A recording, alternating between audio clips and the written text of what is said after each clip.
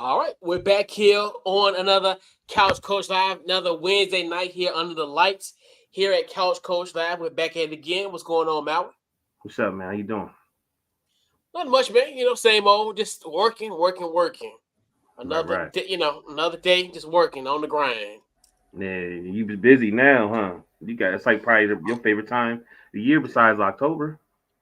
Yeah, I mean it's a lot going on. Yeah, it's a lot Yeah. going on.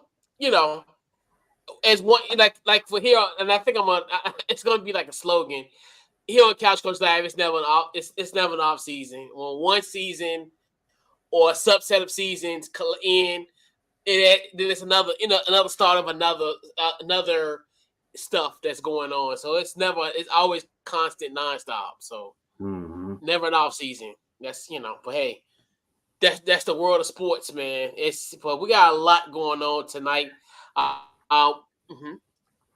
Oh man, I wasn't gonna say anything, but the stuff you got on the show today, I'm so excited to hear your view on it, Coach.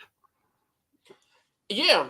So we got a great show lined up for you, and obviously we're on the eve of opening day, quote unquote, especially in the United States. Also, we've had opening games in South Korea last week. So we'll talk about the Shohei Ohtani scandal. They Hmm. raised a lot of questions and is very multi-layered. We'll talk about that. Um, Last week we talked about Caleb Williams. Um, Caleb Williams last week, as far as him taking RG3's advice, as far as pulling the Eli Manning when it comes to, not opting out, but more so pulling the Eli Manning. Hmm. Now Deion Sanders pretty much might pull Eli Manning with Shedeur Sanders and Travis Hunter next year. We'll talk about that.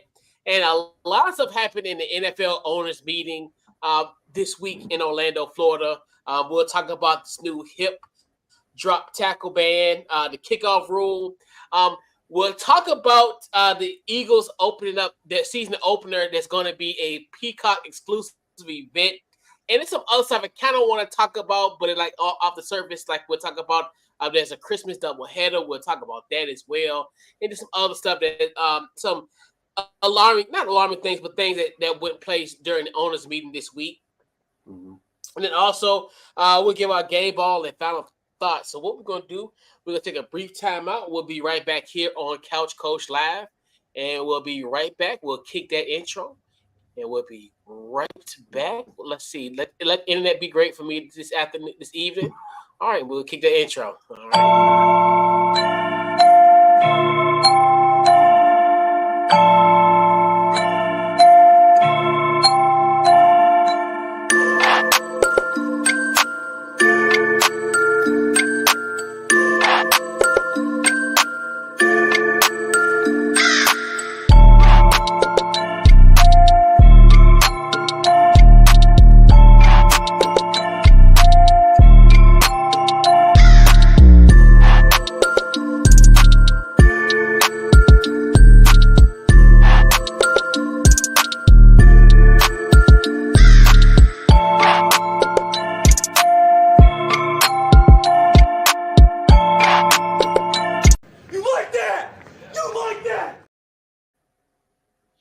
All right, and we're back here on Couch Coach Live, and this week's Couch Coach Live is powered by the good folks at SeatGeek. Head over to SeatGeek.com, use the code Couch Coach to get yourself $20 off your purchase.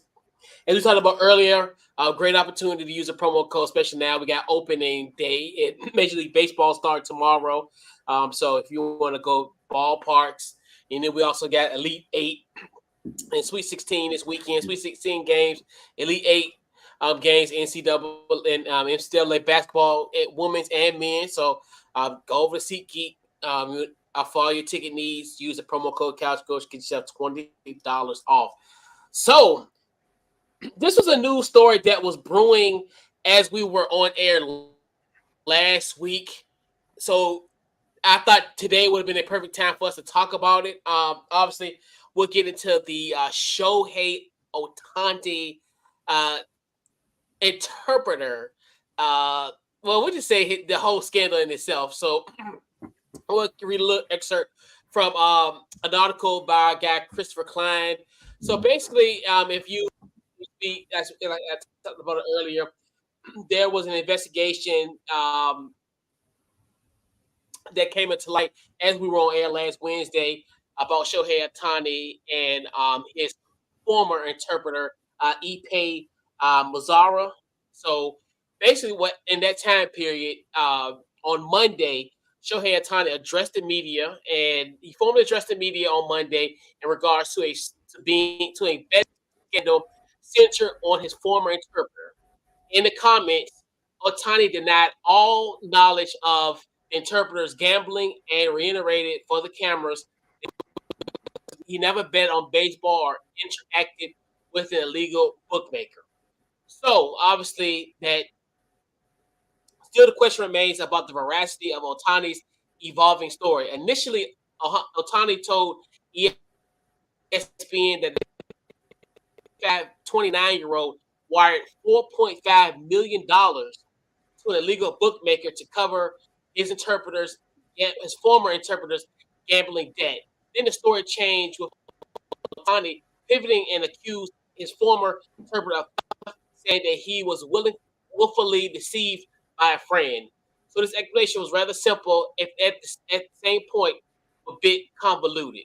So Ohtani's reps said that the former interpreter was initially controlling the flow of information to and from Ohtani, allegedly that the two-way star didn't figure out the true nature of the ordeal until the interpreter addressed the Los Angeles Dodgers locker room on March 17th in Seoul, Korea. So, pretty much giving you the surface level of this whole Shohei Ohtani situation. Want to get your thoughts on it first, Mal, your thoughts on just this whole Shohei Ohtani mess. And what you think responsibility is in this case, and and his involvement in the scandal. Um, I don't know, man. Like, the stuff I watched today, the guys were saying how good, how nice of a person the young man was, how he was to the children, and and that was a journalist that was on his pod. So he was being a journalist, and he was, when they're on their podcast, they're kind of like they take their coat, they kind of show a little more a human side of themselves, but some of the people they were talking to were gamblers, so they was like, as a journalist, they're not getting all the information that they want.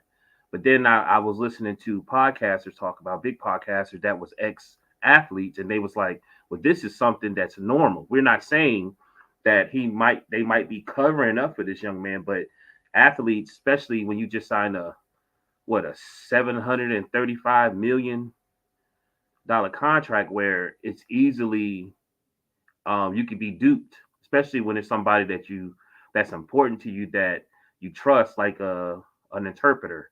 You know what I mean? So it's really hard. Like, I could see it from both sides. He did his statement. You know what I mean? And they cleaned it up. They said they don't even know where the guy is, his old interpreter. So it's really hard for me because I really don't know. I don't follow Major League like that. But as a human being, things could happen. He definitely could have been um, starting to get out of control by gambling, and they needed to figure out a way to slow him down because it wasn't going to be good for the league and for him.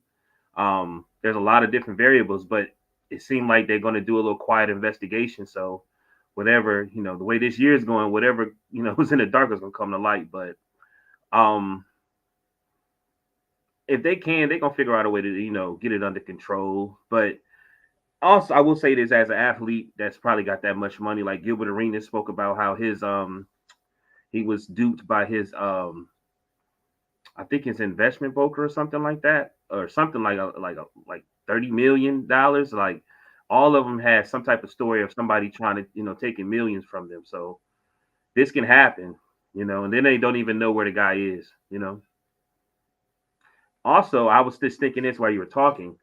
Yeah.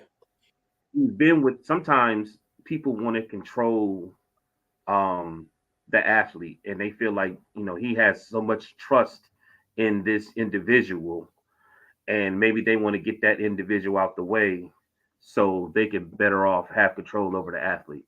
That's just something thrown out there, but It's real interesting. What you think about it?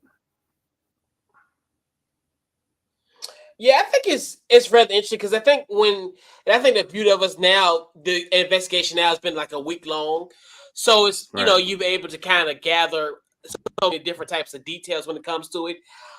Mm-hmm. But I'm still even with the collection of all this information, it's kind of hard for me to him not knowing that Mm-hmm. $4.5 million Mm-hmm. was wired out of his account. And I think, Mm-hmm. and almost to speak to Shannon Sharp's point, when I think he talked about on First Take, normally with that kind of money, this isn't like $4,500, Right. $450,000. This is $4.5 million in the case Mm-hmm. where if money was wired to his account of that type of nature, he would have been notified immediately. And, and even with that, like he said, this is one caveat from Shannon Sharp that I got. Well, usually somebody who's ever able to wire that amount of money to your account of that type of nature literally would have to have a power of attorney over you. They Yeah. literally, so it's kind of one of those where I just find it odd.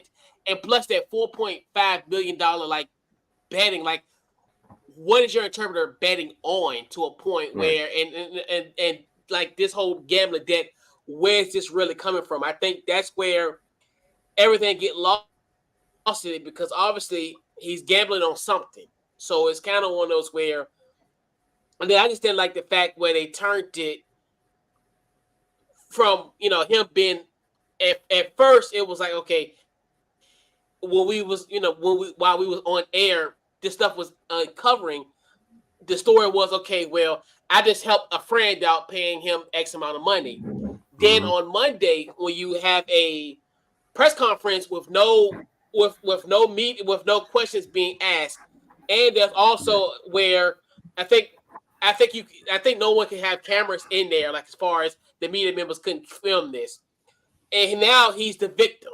So it's kind of one of those where um, it looks bad on both ends, but in my personal opinion, he had some form of involvement. Not saying that Shohei betted on baseball or bet on games, but Mm-hmm.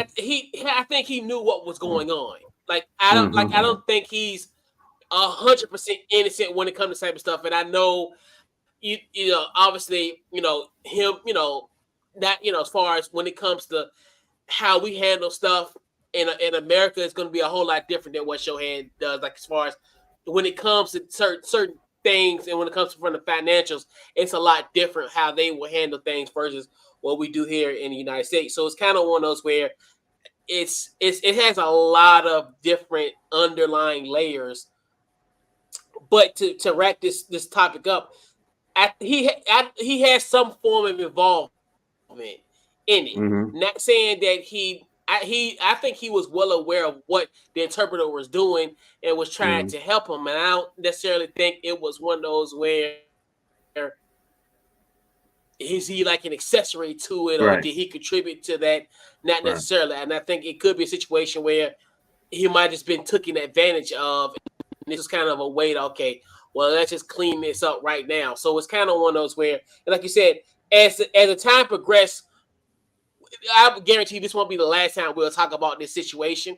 I think once the investigation, you know, once they get deep into this investigation, we'll know more about this situation. But I think if you're looking at it now, March 27th, and this is a weekend, that's my stance on it so far. So I definitely think there was some form of involvement in an indirect way.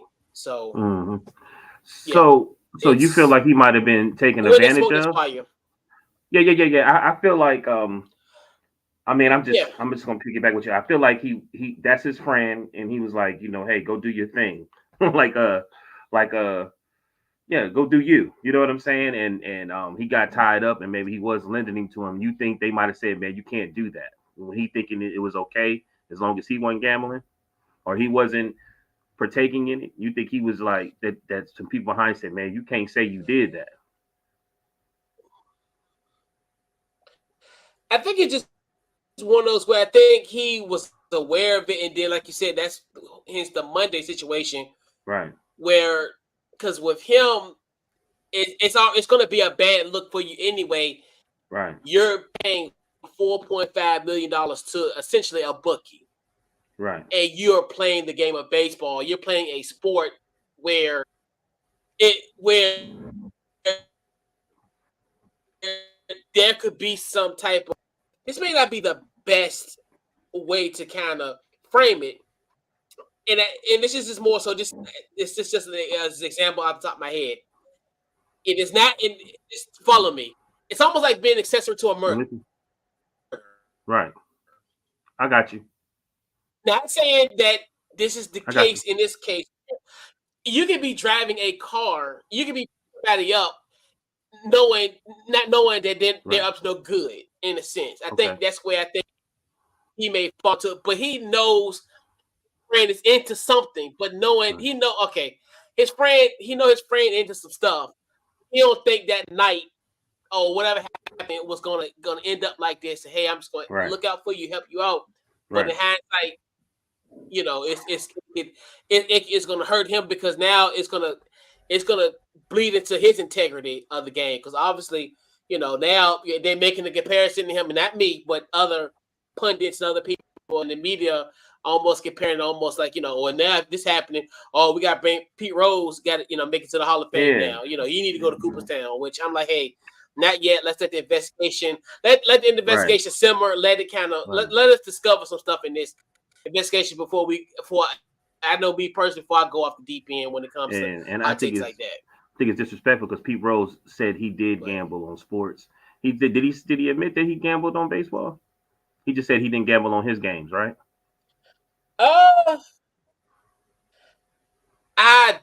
I'm not 100% sure what he admitted, so I'm not gonna sit here and I remember seeing that he took culpability of betting on baseball, but I'm not sure if it was for the Reds or whatever. But you know, I got you.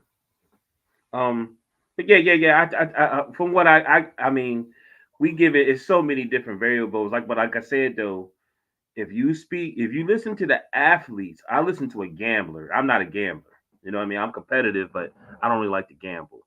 A lot of the people that gambled, they were saying certain things and they went into details about the bookies, about this, about that. So they gave a good perspective on things. But I think your last analogy is probably exactly what it is.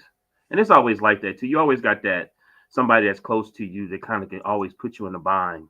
You know what I mean? And you just, you know what I'm saying? In some type of way, the way some people was making it, they was making it even worse. And you helping them out, yeah. You know, some people was making it worse. Like he's an interpreter, and maybe he was just saying some things that wouldn't say it. And maybe he put so much trust in him that he did have some type of power attorney, all type of stuff. You know, you never know. Yeah. I know Gil, something like that happened to Gil. So it's in the early stages. Yeah, something like that happened to Gil. I'm trying to figure out if it was his agent or it was his financial advisor. That's what it was. And I think it was a lot of money. He said just somebody out the blue would just happen to call to hit Gil. You know what I'm saying? And say, hey man, are you blah blah blah blah? Because you know what I'm saying? Because there's been a lot of this going on, and that's how he ended up finding out. Yeah, but like you know, as I said earlier, it's just infant stages of this investigation. I know this won't be the last time that we'll be talking about this, as this all be uncovered. So yeah, man. So it's definitely going to be very interesting. It's definitely as we start the baseball season and opening day. It's might be the prevailing story throughout this whole baseball season during that, but. We'll shift our focus to college football, where we got to talk about Deion Sanders. So Deion Sanders went on $1 million worth of game. Wallow and Gilly podcast. So he talked about Shedeur and Travis Hunter. So he pretty much was saying, hey, Shedeur and Travis will decide where they will be drafted in 2020 in the 2025 draft. He said pretty much certain cities that's not going to happen. pretty much it's gonna be almost similar to a situation like Eli Manning. So, what's your thoughts on Deion Sanders' thoughts on Shedeur and Travis Hunter? Essentially, they pretty much will control their draft fate next season. What's your thoughts on that overall? um, they're using their leverage, man. It seemed like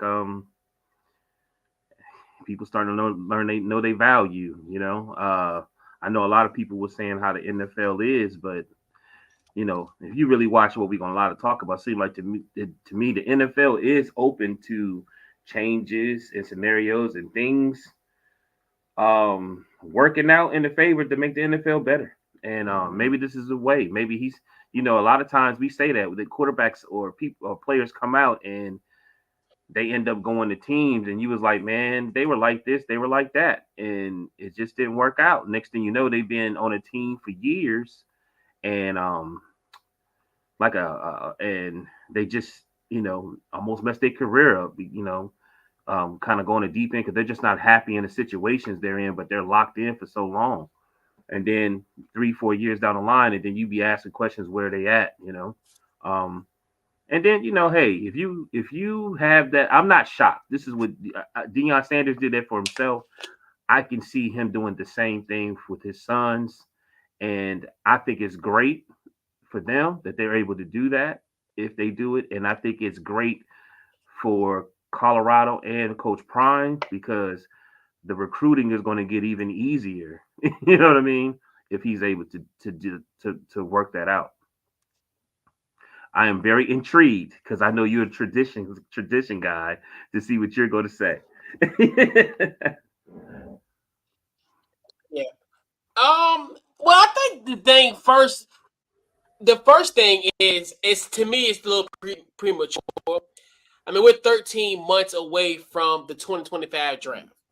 Mm-hmm. I get where he's saying, but the thing about it is it's great to talk about this now.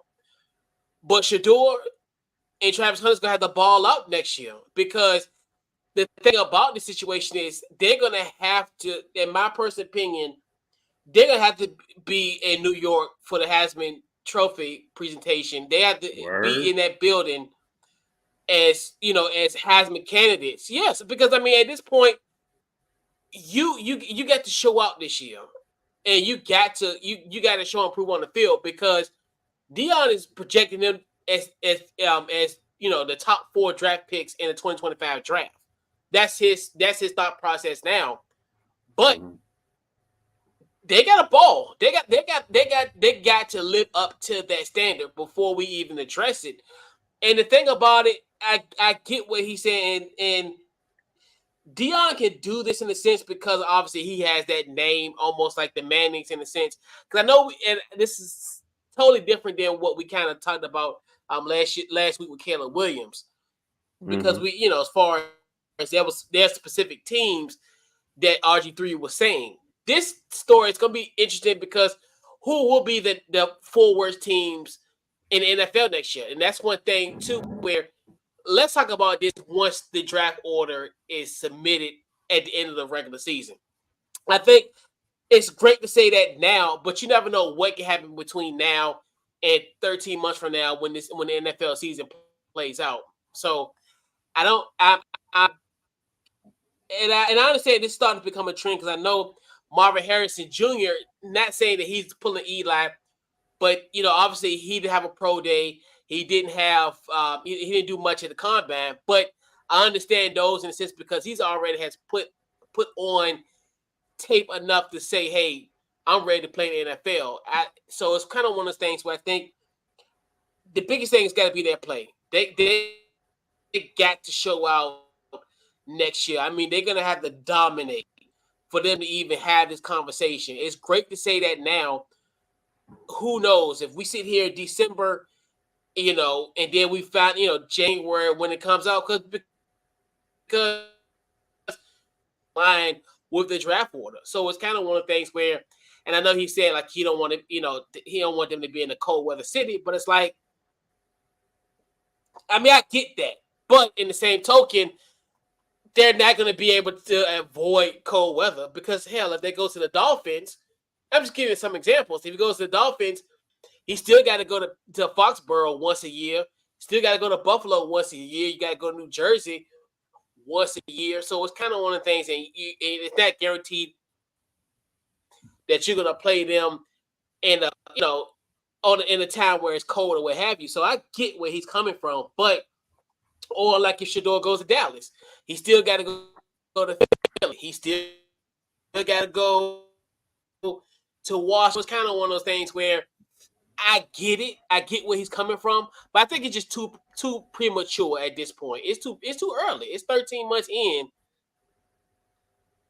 Anything can happen between now and 13 months. I can understand if he was talking about this year's draft, makes total sense.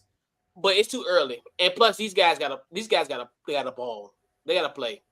They gotta put some body. They gotta put some more film in. Mm-hmm. I'm with you. I mean, I'm sure they're gonna ball. I didn't really think that they have to be Heisman. I think they've already, because I know you saying from a player's perspective. I'm like they bring in a lot of and I know the NFL is different, but I know they bring in a lot of cameras. They bring in a lot of element that the NFL, I believe, want. So yeah. I think that's why he's saying they got like a leverage, and then and right now I think this is part of it. He could go. He was doing, Deion was talking about his book, and he was just putting that out there, And I know he's a great negotiator. I know he's putting that out there for a reason, That don't mean that stuff is going to happen. But that's probably necessarily what he's necessarily saying. If I'm not happy to the situation they're going, they're not going there. You know what I mean? And like that's not for me to even, because I'm sure you know better than me. And I know one thing about the NFL. They like tradition. They like things to be a specific way. So we'll see. I believe they're gonna ball out though. I'm a fan, so I was staying up to 2-3 in the morning, so I'm not shocked. He even said that if they get Travis, you gotta understand Travis gonna play both sides. He said that too. He was like, Travis ain't going nowhere if he ain't playing both sides. Yeah, and like you said, and it's to a point where and you gotta let the draft order play out, and then also and these guys got a ball this year. So that's my thing. Right. Yeah, you can put it out there all you want, but it's just one of those things where you just it's to me it's just too early to do that. To me it's premature to even think about 2025 at this point, because who knows, because even those top four, maybe those top four teams next year don't even need a guy like a Travis Hunter. I mean, it could be like that. You almost look at how this draft is, where because you got Chicago, Washington, New England, and then Arizona. Arizona probably would get him at 4, but because you just never know what can happen. So, it is what it is. Hopefully, we can revisit this, this time next year, because in the same breath, I know we talked about Caleb Williams last week, how we talked about him not having that leverage to do it, and he's a Heisman Trophy winner. So it's kind of one of those where it's, to me, it's one of the two gonna have to win a Heisman to even have this conversation, or at least be at high in the draft board, because I think Shedeur, it's like I think he's third at this point. So, but he's going to have some opportunities this year to kind of show his ability, and he can climb up the draft charts. It can be easy task, but you're gonna have to, because I mean, like you said, people will want that camera stuff, but then the same token, they can get him at another time. If you can, but you can't pull an Eli if he's a mid first round draft pick, or or a late first round draft pick. He like you said, if they projected to be top 4, then you can do that leverage all you want, but they gotta play. I got you.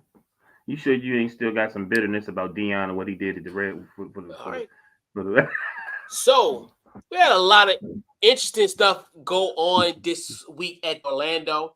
We had a few things that happened. Some rule changes, some broadcasting news as well. So first, we're going to talk about the hip drop tackle, which has been a very popular topic this week in sports. So the NFL describes the hip tackle ban. So pretty much the NFL describes the tackle as when a player grabs the runner with both hands or wrap the runner with both arms before the tackle. He unweights himself by swiveling and dropping his hip and lower his legs or below the knee. So I'm going to give an example of that tackle, and this is the tackle that ultimately he missed the majority of the season. This was his Mark Andrews play of the hip tackle that's now being banned. And if you do this hip tackle, it will result in a 15-yard penalty. So we're going to show that right now. On the opening drive, Andrews slip move takes it inside the 5-yard line. The tight end and Andrews is hurt. So Mark Andrews makes the catch, slides inside, and is in agony right now as he gets taken down by Logan Wilson. Goes to the sideline. Here's what they are trying to get out of the league, the hip drop tackle. We'll get into that later, but in the meantime. Yeah. All right, so that's a play of the hip drop tackle. So in the NFL bylaws, this is by the competition committee. So they amended the Rule 12, Section 2, and this was to eliminate a potential dangerous tackling technique. Maui, your thoughts on the hip tackle ban and your thoughts on it? I'm sure it sucks to be a defensive player because it just seemed like the stuff that you've been taught since you was a kid is starting to change, and these players are getting faster and they're getting bigger, and it's starting to be sometimes kind of hard to get these guys down those specific ways, and that's why I take from the defense standpoint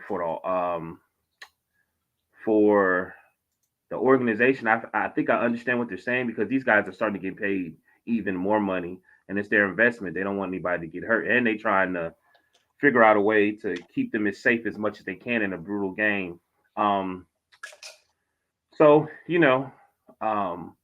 thing I've noticed, we've been through this a few years where they've done something and they've made a change, and the defense they were upset, but eventually they adapted to it. So, that right there, I didn't get to see that. I seen that right there. I remember a lot of guys being dragged down like that, and it was some really bad injuries. So I'm kind of agreeing with the league right now. You know what I mean? So that's really my take on it, man. Like, I get it. Yeah. And before I give my take, definitely huge shout out to our guy Jordan. He said both Hunter and Sanders need to have big years for the Buffs. Yes, indeed, most indeed. This hip drop tackle. I mean, it's kind of one of the things where it's like it's another rule that's now they became reactive in a sense. Well, obviously you looked at that injury with Mark Andrews that pretty much sidelined him for a bulk of the season, but he was able to come back in the AFC Championship game and do his thing. Just like everything else, I think it's just another situation. Like I remember how like when Tom Brady got hurt, and now you can't hit quarterbacks below the knee, like those type of situations where they just have became reactive with that. And like I said, as a defensive guy, I would be pissed because almost like to a point where if a guy gets past you, what are you supposed to do? Like you're at a point almost to that play, like we just said with Mark Andrews. You just gonna let just Mark Andrews just get into the end zone and score. Because I mean, you're gonna, and we know the name of the game now is offense. They want to sell the tickets and have an offense and have higher numbers because of this situation. I mean, I think it's just one of those where I really wanted to see how it all plays out. Because now you think to yourself, okay, what's going to be the appropriate way to hit once you get to a point where if a guy beats you down the field, if he beats you by a few yards or so, what's going to be your plan of attack? Because now in your mind, you're like, okay, how am I going to get this guy down? I can't get him with the hip, so how am I going to get him down? So it's kind of one of those where it's going to be one of those where, and I think you'll see it in the beginning where, guys get penalized for this and, and this, that, and the third. But I think it's just one of those ways where and I understand where they're trying to have this thing of safety and what have you, but then in the same token, you get ready to move the games to 18. We get ready to have an 18-game regular season. So as part of me, it's like when they say about safety and avoiding hits, it's football. It's a collision sport. It's kind of hard for guys not to get injured. Like everybody's going to get injured when you have that type of combat. Guys are hitting each other. Pause. So it's like you can't. There's no way of avoiding hits, injuries, collisions because it's going to happen. And then now they're going to be. I don't know. I think whenever the next collective bargaining agreement happens, it's going to switch to 18 games. So it's kind of one of those where you say safety on one end, but then you're adding more risk by adding more games to the schedule. So it's kind of one of those where I always look at that as kind of like counterproductive, where you're trying to find ways to make the game safer, but you're putting them at moral harms or risk. So, it is what it is when it comes to that. So, yeah. So, I'm just, like I said, a lot of all those offensive guys are getting bigger, man. And I'm like you said, when they beat you, like I'm sitting here like how are you going to tackle them? Because like I was like, you can't horse collar. Are you supposed to grab them from the hip, from the shoulders? Right. So, and that's what I'm saying. Where and then, especially when you're in the middle of playing a game, you're instinctively you're going to. That's the most effective way of getting a guy is grabbing by the waist. Well, pause by tackling by the waist. Right. So and it's going to be an adjustment. It's just like everything else. I know today it sounds crazy, but they've found ways to hit effectively in a sense but I'm at a point where I just don't like the fact of the whole them stating that it's a way to make the game safer, but it's not. Like it's like I said, it's kind of one of those where you're hitting somebody at maximum speed. You're getting tackled. Right. You're getting tackled by another person. You're going to get injured. It's going to happen. Yeah. So it's kind of one of those where, and all of these always stem from injuries. Like we talked about the horse collar, because of the situation where Roy Williams took down Terrell Owens, and essentially that messed that situation up. Then I think his name was Bernard Pollard, who hit Tom Brady below the knee, tore his ACL after that Super Bowl loss. Then now you look at the situation with Mark Andrews, and then you've seen some other guys who've been injured off of that. I think Tony Pollard got hurt like that a few years back, from what I recall. So it's just that they're just being reactive to the current situation, and I definitely want to see how that all plays out. So we have another rule, which is definitely interesting. It is the kickoff rule. So, and I'm gonna let's see if I have. Okay, let me pull that up momentarily. All right, so let's see what we got here. Also, okay, all right. So this is a very interesting rule. So we got new kickoff rules in the NFL now. Kickoffs will remain at the 35-yard line, but the 10 remaining players on the kicking unit will line up at the opposite team's 40-yard line. The receiving team lines up with at least 7 players in the setup zone, 5-yard area between their own 35 and 30-yard lines, with a maximum of 2 returners can line up in the landing zone. After the ball is kicked, the kicker cannot cross the 50-yard line, and the 10 kicking team players cannot move until the ball hits the ground or a player in the landing zone or goes into the end zone. The receiving team players in the setup zone also cannot move until the kick hits the ground or player in the landing zone or the end zone. The returner may move at any time during the kickoff. Here are some other situations where kickoffs that hit the landing zone must be returned. Kickoffs that hit the landing zone and then go into the end zone must be returned or down by the receiving team. If down, the receiving team will get the ball at its 20-yard line.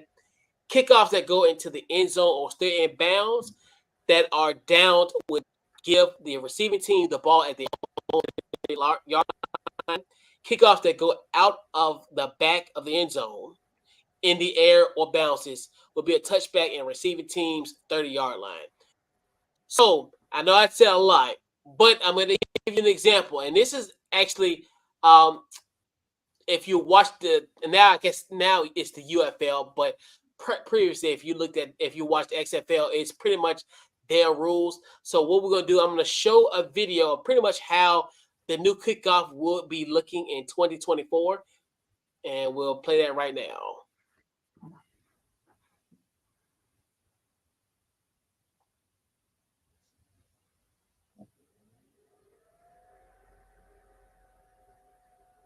Is it playing? Yeah, it's playing. Okay. I'm going to play it one more time because...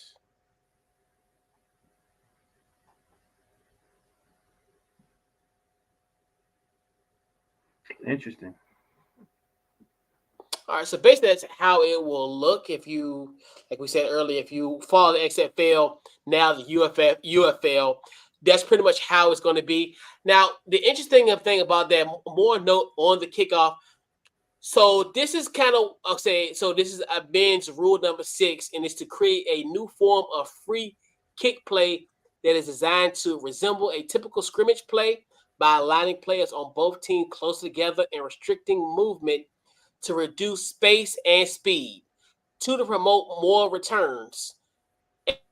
And what's crazy about this rule is it's only going to be in effect for 1 year. So it could be potential where this rule could be renewed at next year's owners meeting. So what's your thoughts on this new kickoff rule, and will it stay? Will it stick? My question is, before you can answer after I get done. Do you think there's going to be more returns, like return for touchdowns by this? And by that happening, do you think that would be a part of a NFL game plan where their special team kickoff will, like, oh, we got the best special team, best kickoff, so we can make sure that we can get past the 50. You know what I'm saying? Or something like that. They will put more emphasis on that. I don't know. Like I said, at least they're trying. They're thinking. They were saying they was trying to eliminate injuries again and try to and only thing I liked everything that it seemed like it's set up for. The only thing I didn't like about it was that the onside kick, like you have to notify them that you're going to do the onside kick. But hey, man, at least the NFL is open to try new things. That's all I really could say about it. It looks interesting. I think from what I was seeing, they said like a lot of the kickers that are the lone kickers I think they were saying something like that gives them an opportunity to really be used more. But hey, man, like I said, out the blue, they're open to new things.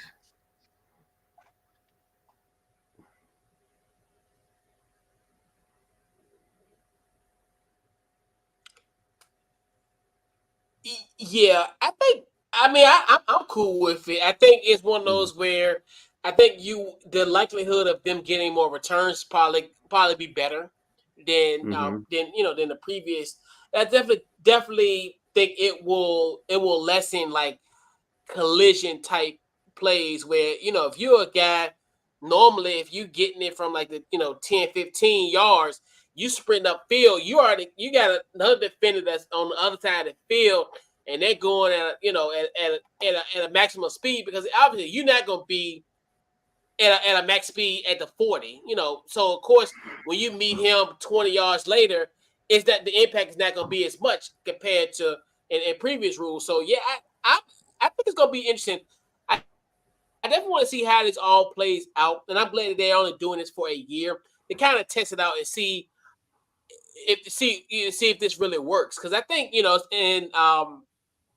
I think initially I think you will probably see more returns. I think that's going to be what I think possibly because now you look at it from a standpoint where it's because I know a lot of people was thinking, oh, it's like 10 versus 1, but not in theory. I know people think that, well, you're gonna have all these 10 defenders, but you'll have coverage on both ends. Right. So if you have a situation where, I think you got I think they said 7, and then you can have like a couple people downfield. I think you had 2. So it's kind of one of those where I mean, if you have the proper blocking scheme, I definitely think would be a situation where you'll see a lot of returns from a team.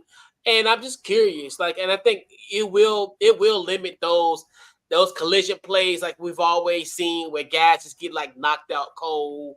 Back then it used to be like you got baptized. Shout out to the late Stuart Scott. But those type of plays where they're gonna be less. Guys are still gonna hit. But like I said, it's not gonna be like a freight train coming. Like it's gonna be maybe like a little two convertible cars coming together, more so of a collision hit than a speeding train where you got a guy coming full speed, maybe 10, 15 yards, and you got another guy coming about 30 something yards, and boom, that happened. John Madden, boom. Right. But but like I said, this one is another one where I want to see how this plays out. But I definitely think this probably will be the most impactful out of all the new rule changes thus far. And I'm glad that, like I said earlier, that this is a 1-year thing. So we're gonna test it out. And that's the thing I like about the NFL too, where hey, we're gonna test stuff out. And if it don't work, we'll go back to it. So we're gonna so I think it's gonna be fun. I think it's gonna be a fun rule. You remember that year that they were like, you can't be on top of the quarterback. You can't sack the quarterback and go straight down and like, you know what I mean? You remember that? Yeah, like you can't like in the beginning of the season they were. You talking about not but huh? I remember the first year, I remember watching the Steelers and Ben was using that to his advantage, like literally waiting to the last minute and wait for the person to hit him, bring him down. I think they was playing the Browns and he was laughing about it. But then I remember towards the end of the season, they kind of fixed it where, okay, we can't do that every time because how else is a person, you know what I mean? It's just that when you pull them down, don't stay on top of them. You know what I mean? Tackle them and get up and move. You know what I'm saying? Like, don't drag them down to the ground because you still see it now. But I don't know. Sometimes you got to try things and then work it out and then fix the little things. At this point, huh? What'd you say? What'd you say? What'd you say? No, I ain't say nothing. Oh, okay. But yeah, like I'm saying, like a lot of times they make these decisions, and because I think it's going to be interesting. I would like to see what team would use this the way this kickoff is to their advantage. Like, you know what I mean? So like but I know if it doesn't work, they'll figure out a way to make it better. Yeah, because that's the thing. They got it 1 year, so they'll tweak it. Yeah, that's what I like about it because it's just that 1 year. So,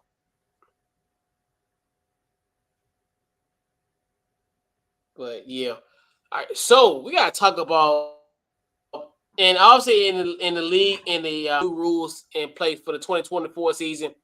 But we got somewhat of a sneak peek of kind of the schedule coming up. So there's two things I want to talk about first. So we all knew about this Philadelphia Eagles. Their opening game will be in Brazil, but that's on Friday, September the 6th. But we found out during the owners meeting that this game on September the 6th will be a Peacock exclusive game. And also, Amazon will also have an exclusive NFL wild card game. Then, on top of that, the NFL did announce that they will have a Christmas Day doubleheader, which Christmas falls on a Wednesday this year. And I know we'll probably dive deep more into the scheduling portion of, like, as far as Christmas Day games and also that's concerned. So what was your thoughts on the Eagles, our first ever NFL Friday game exclusively being aired on Peacock? Again, not being negative, I'm going to be able to watch the game, but I don't have Peacock. But I know the NFL is trying new things. I know that's what they got to do. I don't really, I don't like the Peacock thing because, like, for me, I was one of the playoff games was on Peacock, and I'm sitting there. I'm at a bar, and one of the customers had to use their Peacock account to watch it, and once they left, we couldn't watch the game anymore. So that's my only issue. That's the only thing I don't like about it. You know what I'm saying? Boy, if it had been Netflix, we'd have been on. You know what I mean? But I don't have Peacock, but I'm still gonna be able to watch the game.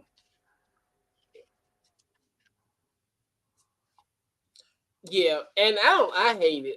Like I said, and it's funny because we talked about this during the wild card round when we had the Miami Dolphins and the Kansas City Chiefs playing in the wild card. We said that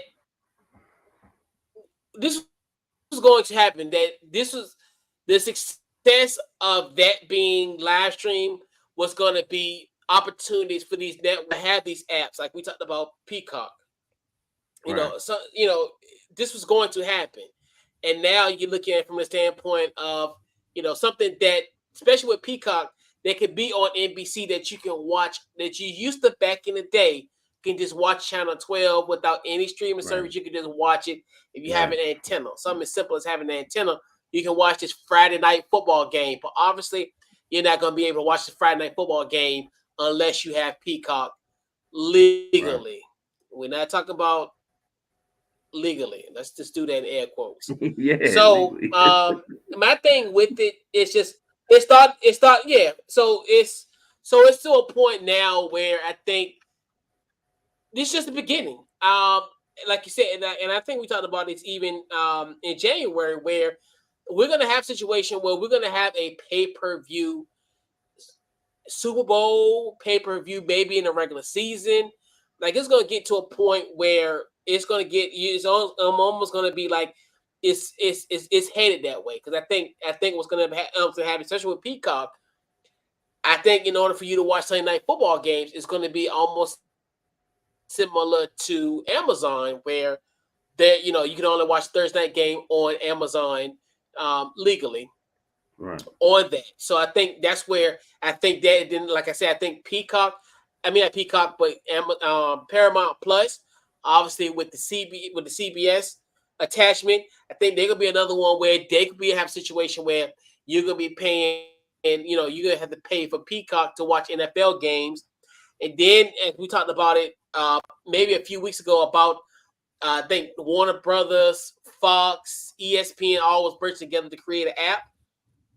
I think Fox is going to be, once they create this new app that's supposed to be coming in the fall, I think there could be a situation where that Fox app potentially is going to be where you'll be able to watch NFL games on there. So if you got your Sunday slate, you have to pay for that Fox app, the CBS app. Then you obviously, and I think with that Fox app, it's probably going to bundled with the ESPN. So you want to see Troy Buck on Monday nights.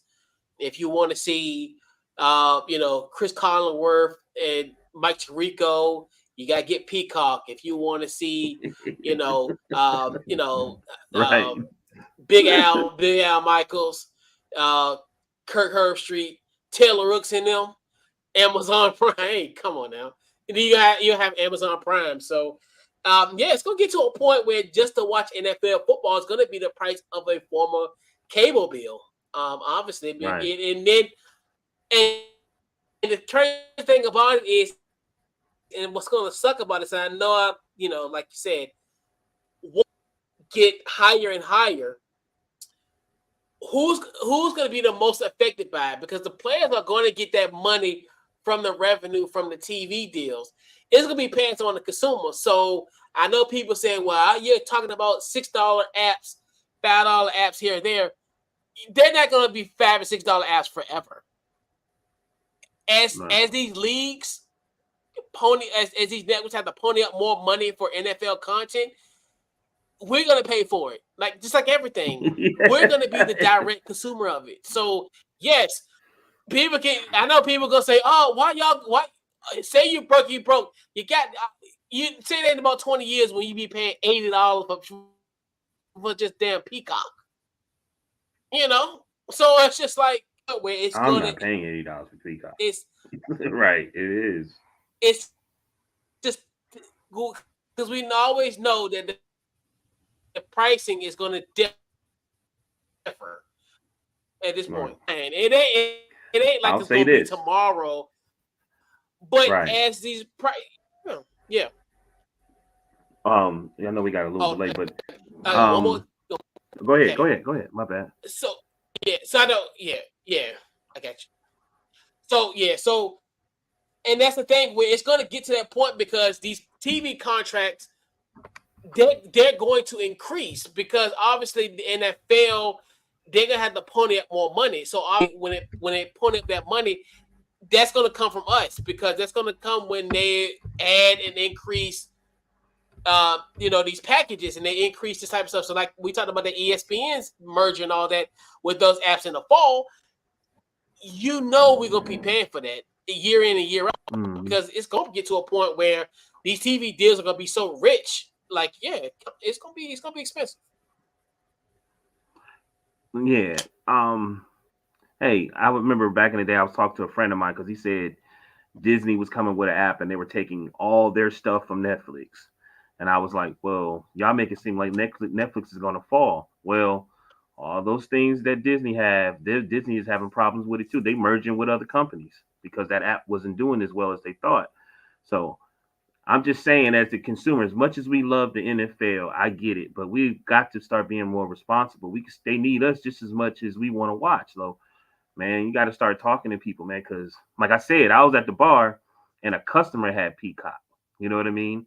And once he left, the bar didn't even have the game anymore. So like that, because it's going to go that way. It's going to come to the point that you're going to pay $80, $100 for Peaccock.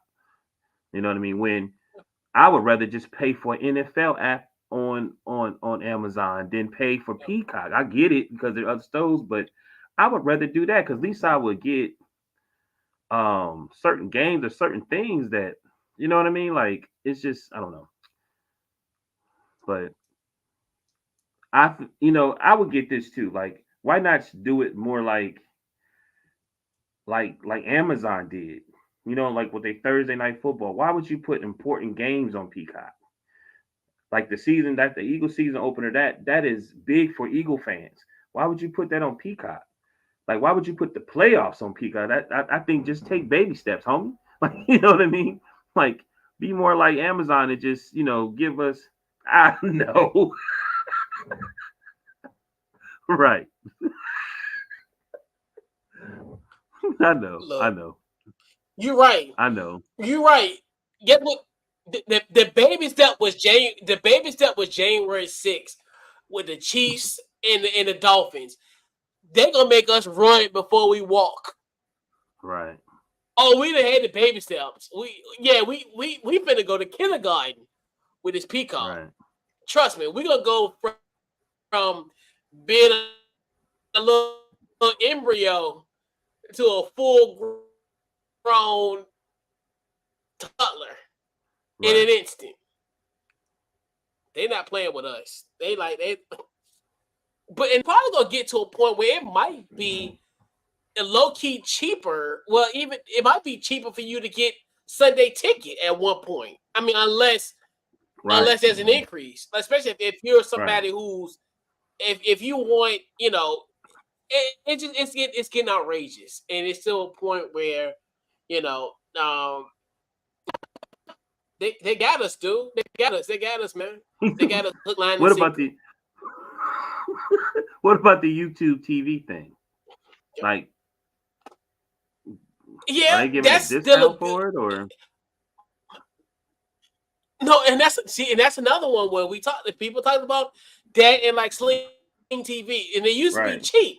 That stuff used to be cheap, but now YouTube TV $72. Like, I thought we were trying to unplug from the cable, right? But it's better just going to cable and it's crazy because I used to complain because I was like, well, I only watch like 5 channels. Why am I getting $900? I mean, 900 channels.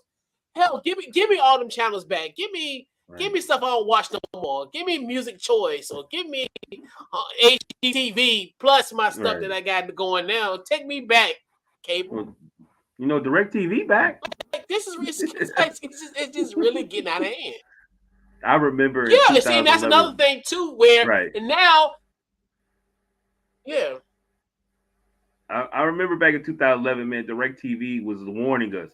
You guys really need to write your congressman because these certain channels. But the thing with the DirecTV, the NFL ticket's gone.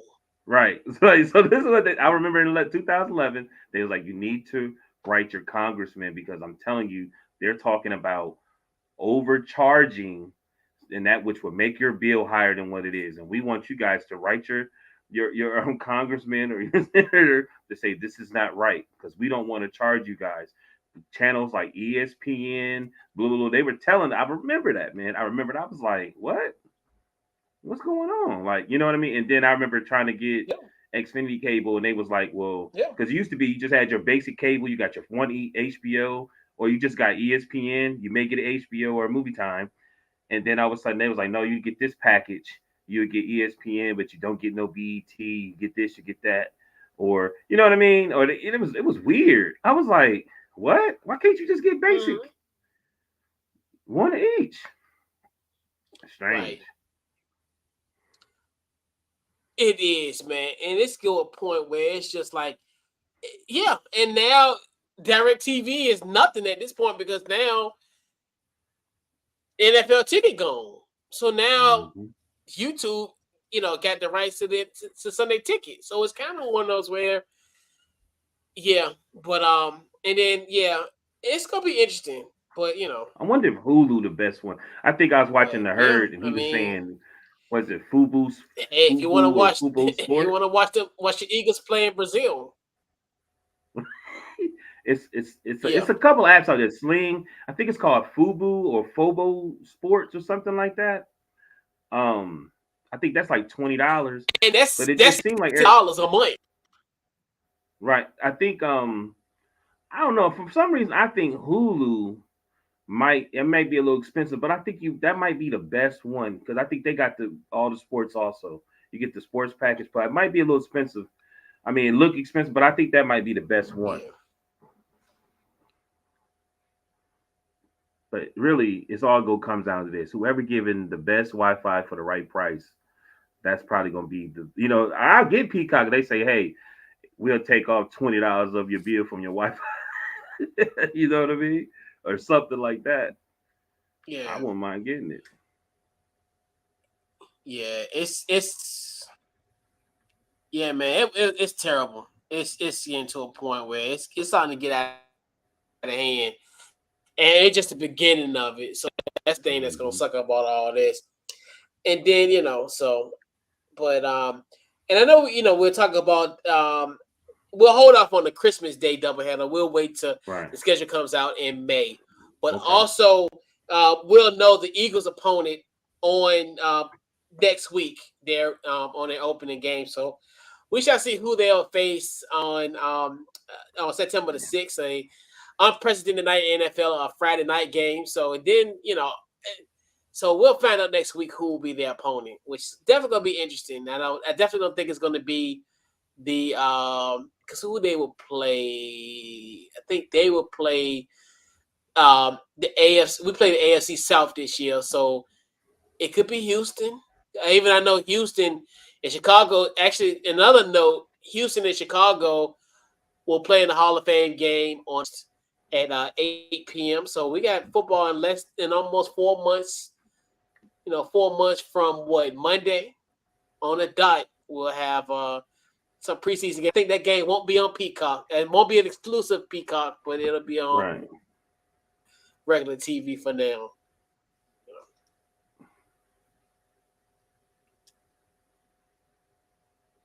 But yeah. Word. All right. So we'll put a bow on tonight's show. We'll give our game ball and our final thoughts for tonight. Mal, what's your game ball this week? Oh, my game ball goes to 2 games. The first one goes to the Hawks. Yeah, the Hawks and the Celtics. The Hawks was down 30 to take the game and won by 2 with Tatum with 37 points. Jay Brown 24 with Deontay Murray had 19, and Bogdanovic, hope I said his name right, had 22. And the next one go to the Bucks versus the Lakers, where the Lakers went into a double overtime. They were down 19 twice. The Lakers won the game by 4, 124 to 128. Let me see. Giannis had 34 and 20 rebounds. AD had played 52 minutes. It actually finished a double overtime. AD had played 52 minutes, 23 rebounds, 34 points. Austin Reeves had a triple-double, 29 points, 12 assists, and 12 rebounds or 10 rebounds.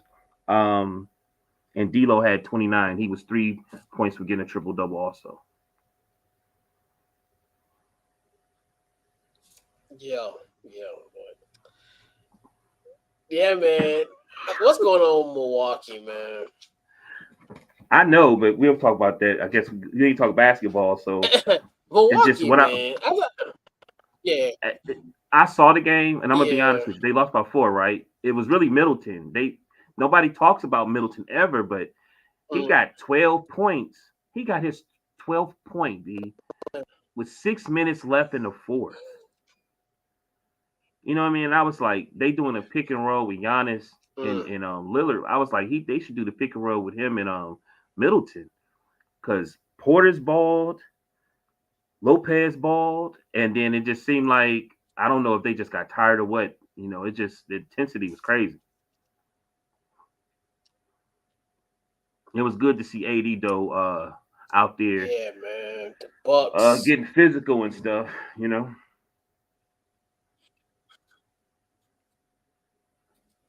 Yeah. Crazy. Right. Crazy. But yeah. Shout out to Doc. Hey, it felt good watching Gilbert's Arenas today.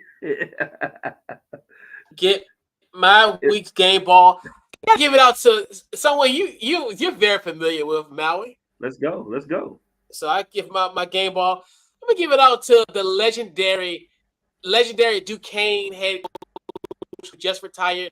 Keith Dambright. Obviously, led Duquesne to their first NCAA tournament win over BYU last week. Their first tournament win since 1969, and also Coach Dan Brought's first ever NCAA win. Obviously, he was, I think, 0-3 in his tournament appearance at University of Akron. And as I mentioned earlier, he has retired as a coach at Duquesne.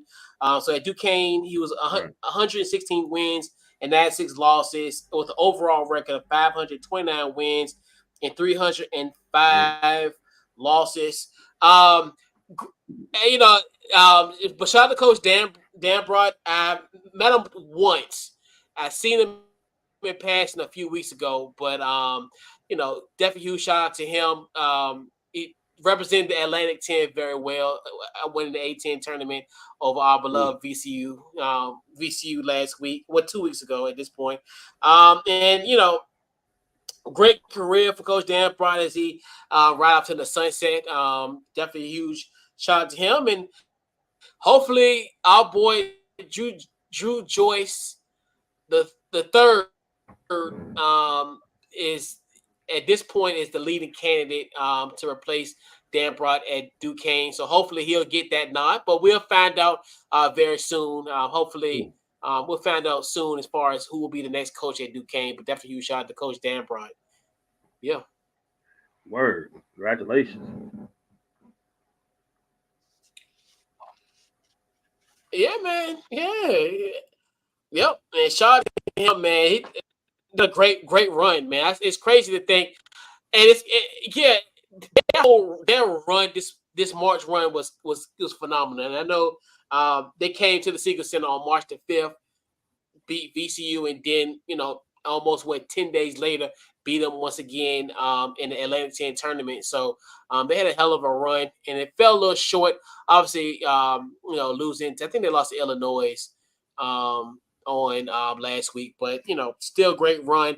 They went dancing for the first time since 1977.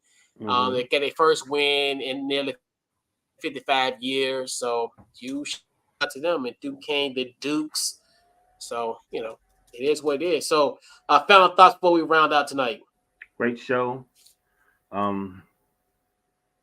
Just get ready for the weekend, see what else is gonna happen in sports. I swear it seemed like every week it'd be some stuff come out of nowhere. You'd be like, well, damn. Like, matter of fact, I said this last week, and look, we're talking about the gambling. It just seems like it's always something. It's never boring. Yeah.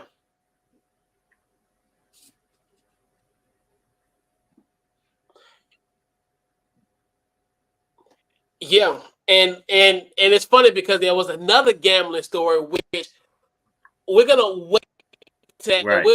I thought about talking about Jonte Porter, right? But I'm gonna wait till that play out because it's really interesting and it's really intriguing.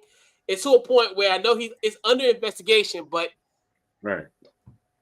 But once we talk about this, I think this is one is gonna be. This is probably by far one will be the most strangest bets and everything is around. So once there's some more information, because it's an investigation going on, because of they haven't necessarily stated that Jonte Porter betted on himself, but there is some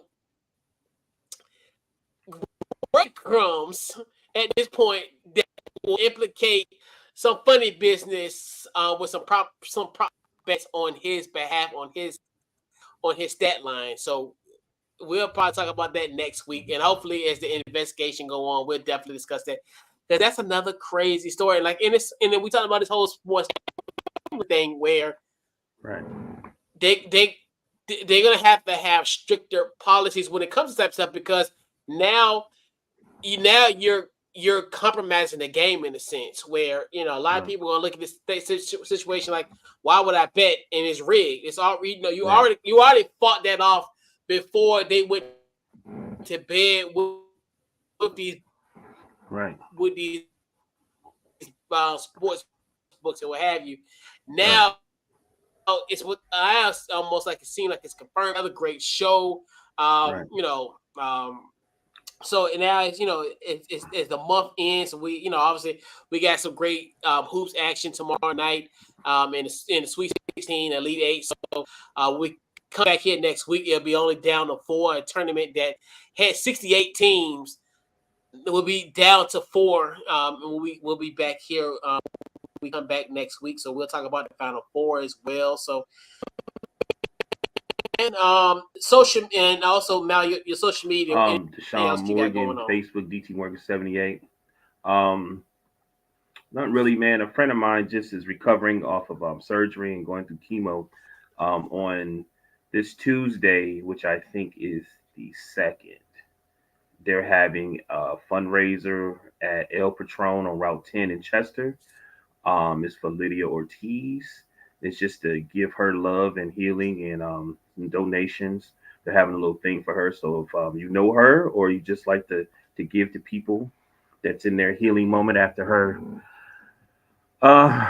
scary situation with her cancer, please come through. Like from like 4 to I think like 8, El Patron, Route 10, Chester, right by the Wawa and the Little Caesars, and close to the little Lidl. But yeah, man, please come through. That's really one thing we got going on. That's about it, man. Back to you.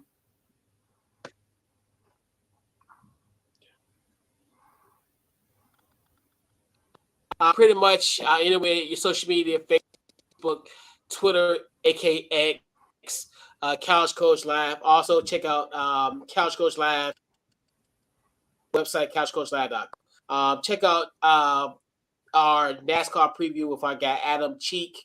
As we get prepared for race weekend this week, he gave a comprehensive preview of this week race in Richmond. So yeah, man, that wraps it up. Hopefully my internet will be good next week because the internet did not let me be great to this afternoon, but we are back at it again, back at full strength next week. Hopefully the internet will cooperate. So this has been this week's Couch Coach Live, and we'll catch you guys next week. And we're out. You're welcome.